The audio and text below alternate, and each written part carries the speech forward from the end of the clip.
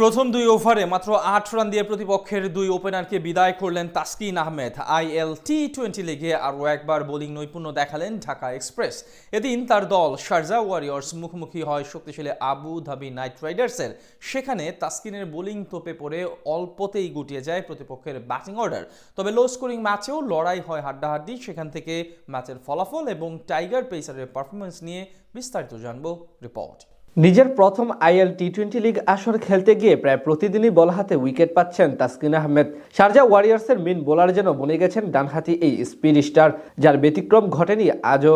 7 ম্যাচে 5 পরাজয় নিয়ে টুর্নামেন্ট থেকে এক প্রকার ছিটকে যাওয়ার পথে ফ্র্যাঞ্চাইজিটি। এমন গুরুত্বপূর্ণ ম্যাচে বল হাতে দারুণ করেন ঢাকা এক্সপ্রেস। এদিন আবুধাবি নাইট রাইডার্সের বিপক্ষে টস জিতে আগে বল করার সিদ্ধান্ত নেয় তার দল শারজাহ ওয়ারিয়র্স। বিপরীতে প্রথমে ব্যাট করতে নেমে শুরুতেই তাসকিনের তোপে পড়েন ফিল সল্ট। প্রথম 3 বল ডট দিয়ে একটি 4 হজম করলেও ষষ্ঠ ডেলিভারিতে এই ইংলিশ ব্যাটারকে দারুণভাবে বুদ্ধির ফাঁদে ফেলে ক্যাচ আউট বানিয়ে সাজঘরে ফেরান টাইগার পেসার। দ্বিতীয় ওভারে ওয়াসিম আকরামের বলে এলবিডব্লিউর ফাঁদে পড়ে আউট হন আগের ম্যাচের হাফ সেঞ্চুরিয়ান ব্রেন্ডন ম্যাককালাম। নিজের দ্বিতীয় ওভারে বল করতে এসে আবারও আবুধাবির ব্যাটিং অর্ডারে ধাক্কা দেন তাসকিন আহমেদ। এবার তার বলে ডিসৌজার হাতে ক্যাচ দিয়ে বিদায় নেন বিপিএলে তার সতীর্থ হতে যাওয়া অ্যালেক্স হেলস। প্রথম 2 ওভারে মাত্র 8 রান দিয়ে জোড়া উইকেট শিকার করেন তাসকিন।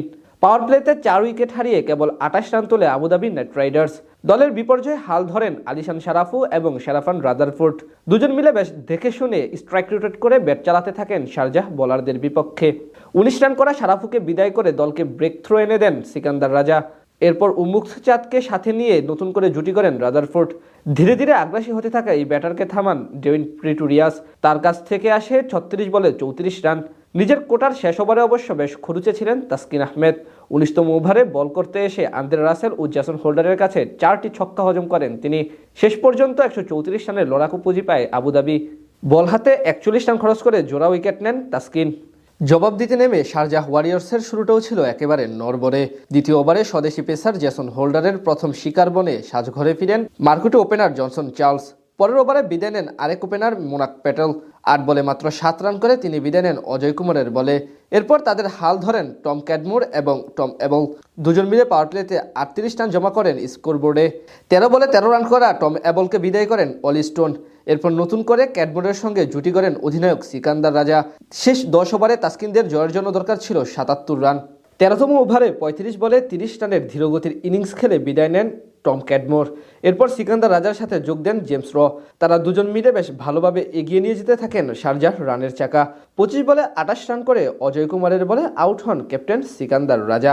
শেষ 12 বলে তাদের দরকার ছিল 13 রান। সেখানে 19তম ওভারে মাত্র 1 রান দিয়ে 1 উইকেট নিয়ে ম্যাচ জমিয়ে তোলেন জেসন হোল্ডার।